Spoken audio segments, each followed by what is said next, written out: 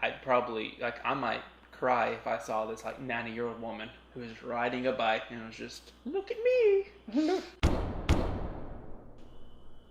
Hello and welcome to another episode of Tank Talks. I was waiting for you to put a media in there, but then I remember there's no media in Tank Media Little Tank Talks. Media Talk. My name is Brandon. Funny. Mi amo is Brandon. My name is Keith. And we are Brief. Why don't we go ahead and get into the episode after stumbling through this intro? I just realized that if your name was Keith, then we could be Brief. We could, but luckily my name is not Keith, as many people in elementary school would be surprised to know. A funny story, I had a friend in college that thought Keith's name was Keith. Mr. Keith. She called him Mr. Keith, and then she thought that he was a war veteran that I lived with. So when she realized that I really just lived with a guy that was my own age, she was really confused. Which I figured would be more confused if I lived with an older war vet, which I did that too. So that's true. You did do that, but that was after Keith. It was. The moral is that Mr. Keith is me, and I did not serve. Today we were talking about birthdays, and by birthdays it means another step to death. And what do you do before you die? Really, every step is another step to death. It is. I was reading a thing that the guy was like, well, when you're born, you just die every second after that. And another person said that really dying is whenever your body stops producing stuff or whatever. And it said that not stuff, but I guess growing new stuff. cells. Yeah. And it said that really that happens in your 26th year. So really you start dying when you turn 26. I saw the bottom. I think I saw that post on Reddit as well, and someone's comment underneath said, "Ask any 25-year-old and they'll confirm." Oh yeah. But I mean, I don't. Or do you feel like you're dying? You're 25 now. I have felt pretty bad the past week, so I guess it is kicking in. Maybe you're just getting speedily approaching the sweet embrace of death. Got to quickly do these lists and get that over. Don't have enough time. Film a ton of these today just in case you die tomorrow. Yes. Man, I'm going to feel really extra bad if something bad happens to you. Let's move on. So, we're talking about bucket list. I was thinking about it the past week, about a few of them, and I started looking them up. Some of them are pretty simple, and I was kind of surprised that people would label them as a bucket list, as something you put on the bucket list, because these are not bucket list. Because that's, maybe to do a bucket list is on your bucket list, but the bucket list is the list, not the things on the list. Is saying the word bucket 100 times in an internet show on your bucket list? It is. I'm trying to knock that out right now. You're approaching bucket. So there's a problem with that. I was going through it, and I thought that stuff had to be really difficult, but apparently it doesn't have to be, because some of the most popular ones are riding a bike, which is something I feel like you knock out when you're young. I feel like I feel maybe a very American-centric to think that that's too easy to be on the bucket list. But some people live in a place where you can't ride a bike. I thought that, but then I thought I'd probably, I might cry if I saw this 90-year-old woman who was riding a bike and was just, look at me.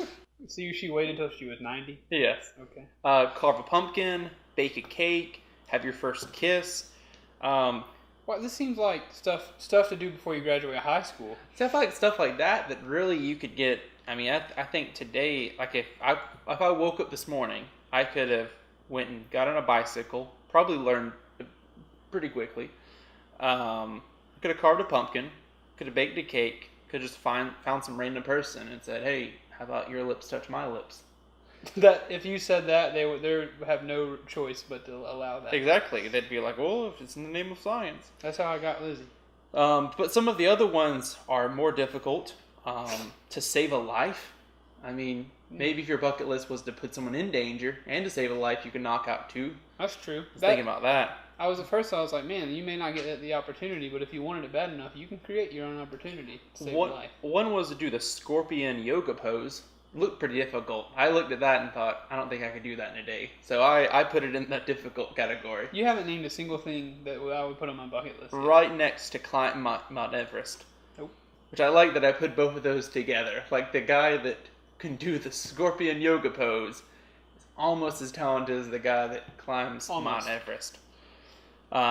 But I think that's a good mixture of stuff that you could do pretty easily and other stuff that would take some time. Yeah. And it got Keith and I thinking. We were going to share a couple stuff on our bucket list. I don't know if you wanted to bounce this back and forth. Sure. Or... I'll go first. All right. Unless on your bucket list is going first. It is not. Discussion. Okay. First on my list is the least, I guess, deep and meaningful one is I would like to skydive before I die. Mm-hmm. I'm not afraid of heights. I'm definitely afraid of plummeting to earth without a parachute.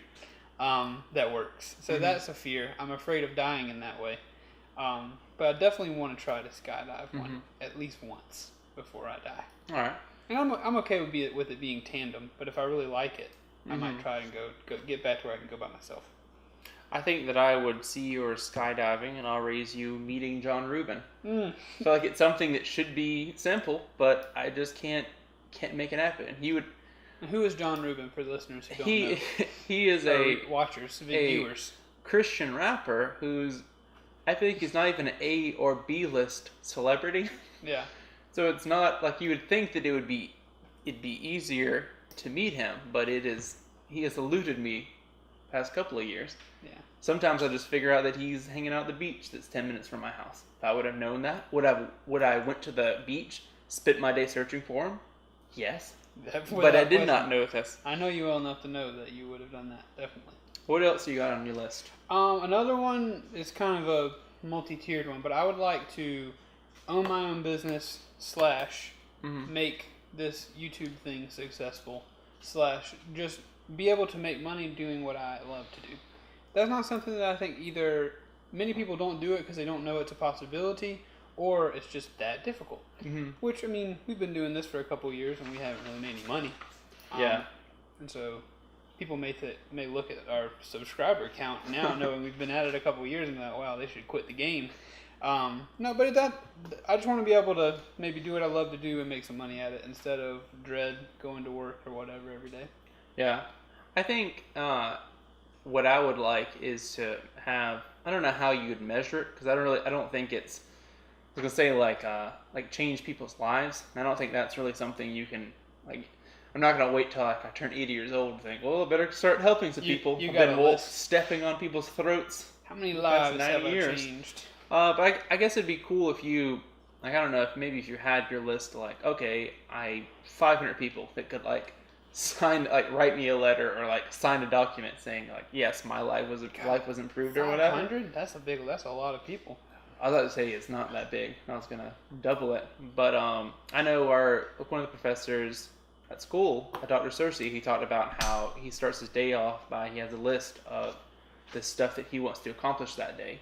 And I thought, well, it's really cool, because sometimes I sit there and think, oh, you're accomplishing all this stuff in a day.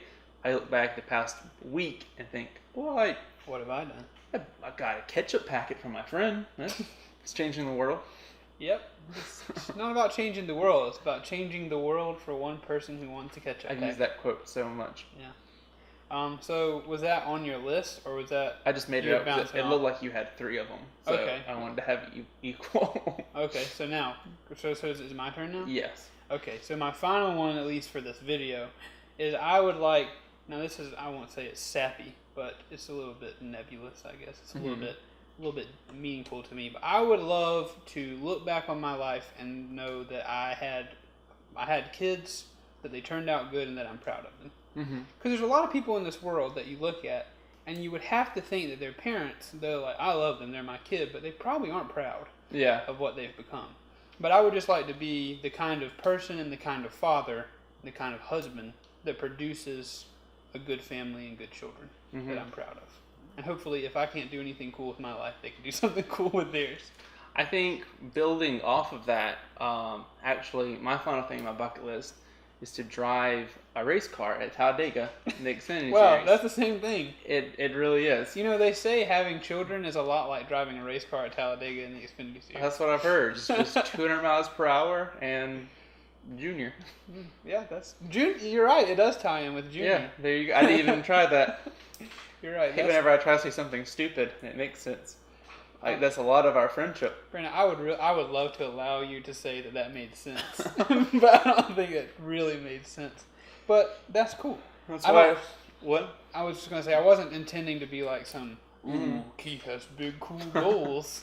No, that's something important to me. I mean, I think that's why I wear shirts like this, so I can get a head start. So yeah, that's true. Toyota or Aaron's or Peak 5 Energy, they saw this video, they could think, oh, we need to throw that guy a couple of $100,000. Yeah, that'd be nice. We were discussing before the show about Brennan's wardrobe and all the sponsors and stuff. And since you're watching this, hopefully, leave us a comment and tell us, do you think this is normal dress?